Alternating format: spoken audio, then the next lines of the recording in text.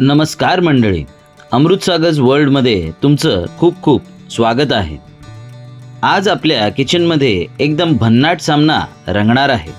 एका बाजूला माझं सांगली, दुसऱ्या बाजूला शिल्पाचं नाशिक आणि एंट्री होणार आहे कोल्हापूर साताऱ्याच्या झणझणीत कांदा लसूण मसाल्याची. पण हा सगळा खेळ रंगतोय आपल्या मुंबईत. चला तर मग सुरू करूया महाराष्ट्राच्या चवीचा हा भन्नाट प्रवास. सर्वात आधी मटण स्वच्छ धुवून घेतले, पाणी निथळू दिलं आणि हळद मीठ लावून मॅरिनेट करायला ठेवलं आणि आम्ही मसाल्याच्या तयारीला लागलो. तर मित्रांनो, पहिलं आपण सामग्री बघतोय जी वाटण बनवायला लागते. त्याच्यामध्ये पहिला आहे कांदा, दुसरा आहे टमॅटो, नंतर कोथिंबीर आहे. पण कोथिंबीरमध्ये ते जे कोथिंबीरचे स्टेम्स असतात, दांड्या असतात, ते जास्त आहे याच्यामध्ये. नंतर आहे सुकं खोबरं, जवळ आसपास मला वाटतं की ते अर्धी वाटी घेतलेली आहे. आणि इथे लसूण घेतला आहे, तुम्ही बघू शकता. तुम्हाला जसं की माहिती आहे की जो आपला सांगली कोल्हापूरचा कांदा लसूण मसाला आहे त्याच्यामध्ये ऑलरेडी सगळे काय गरम मसाले असतात. मग त्या प्रमाणातच आपण थोडेफार धणे घेतलेत, लवंग घेतलेत 3-4, मिऱ्या घेतल्यात 3-4 आणि तेजपान आहे. आत्ता तव्यावर उतरले कांदा. पहिला कांदा भाजून घ्यायचा आहे.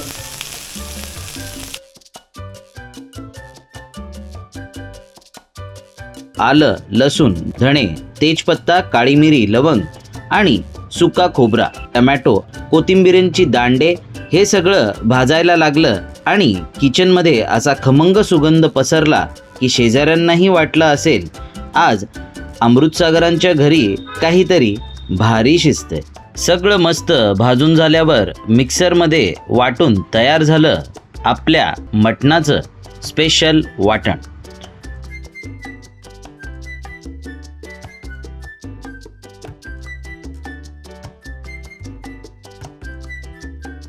तोपर्यंत कुकरमध्ये मॅरिनेट केलेलं मटण 4-5 शिट्ट्यांमध्ये मस्त शिजून तयार झालं.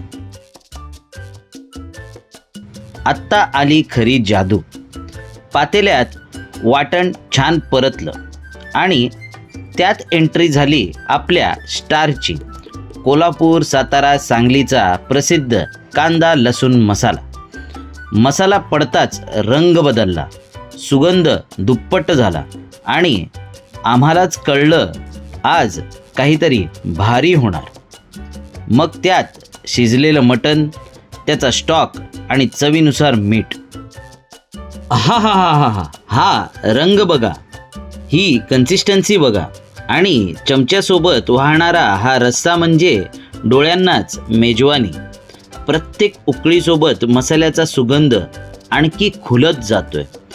नाशिकच्या पद्धतीने तयार झालेला हा रस्सा सांगली, सातारा, कोल्हापूरचा कांदा लसूण मसाल्यामुळे एक वेगळीच झणझणीत ओळख घेऊन तयार झाला आहे. आत्ता हा रस्सा गरमागरम भाकरी, चपाती किंवा वाफळत्या भातासोबत खायची खूपच इच्छा झाली आहे. आणि विश्वास ठेवा, हा रस्सा पाहूनच तोंडाला पाणी सुटल्याशिवाय राहणारच नाही. या झणझणीत बेतासोबत एकदम फ्रेश साथीदार हवा म्हणून तयार केला आमच्या स्टाईलचा स्पेशल मोजिटो. थोडंसं पाणी, साखर, ताजी लिंब, हलकासा क्रश केलेला पुदिना, पेपर बोट मिंट मोजिटो, भरपूर बर्फ आणि बस तयार झाला एकदम थंडगार रिफ्रेशिंग मोजिटो. झणझणीत मटणाचा आस्वाद घेतल्यानंतर मधूनच मोजिटोची एक चुस्की. आहा हा हा, गरमागरम मटणावर ताव मारण्याची वेळ झाली. तर मित्रांनो, आत्ता आपल्या समोर आलं आहे मटण आणि फर्स्ट ऑफ ऑल तुम्हाला मटणच दाखवायचं आहे की कसं शिजलं आहे हे. तर तुम्ही आता बघू शकता, एकदम लुसलुशीत. हा तर बोनलेस पार्ट होता, सगळे बोनलेसच मला दिलेले आहेत विशेष म्हणजे. आणि मटण खूपच भारी, एकदम मस्त शिजलेलं आहे. तर फर्स्ट बाईट घेऊन तुम्हाला सांगतो.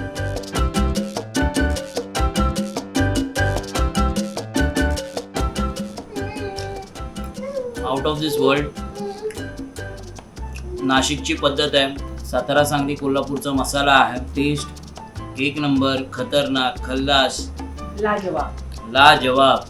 म्हणजे तुम्ही जर हे मटण खाल्लं ना, म्हणजे ही पूर्ण महाराष्ट्राची चव उतरली आहे या याच्यामध्ये.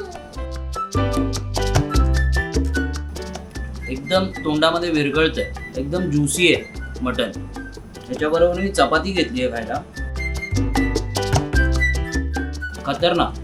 जसा ठसका पाहिजे ना, जसं तिखट पाहिजे तसं तिखट पण आहे. ग्रेव्ही आपण बोलू नाही शकत जास्त, म्हणजे बोलतात ना कन्सिस्टन्सी कळशीत जास्त पातळ आहे किंवा एकदम ग्रेव्ही टाईपमध्ये, तसं नाही आहे. एकदम मध्यम आहे, म्हणून खायला खूप मजा येते.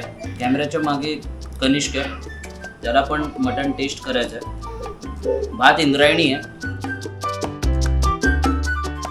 मस्तच, एक नंबर.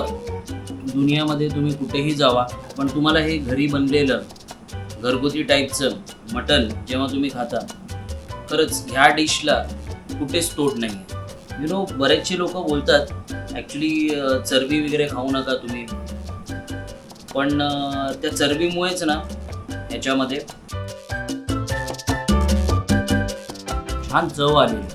मटण खाता खाता आपण मगाशी जे मोजिटो बनवलेलं खाता खाता जर हे आपण पिलं तर मला असं वाटतं की मटण अजून डबल टिबल जाईल.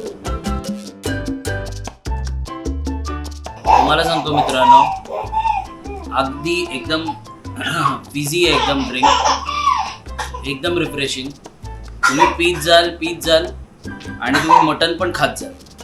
म्हणजे एवढं रिफ्रेशिंग आहे की तुम्हाला असं आहे ना, थकल्यासारखं वाटणारच नाही.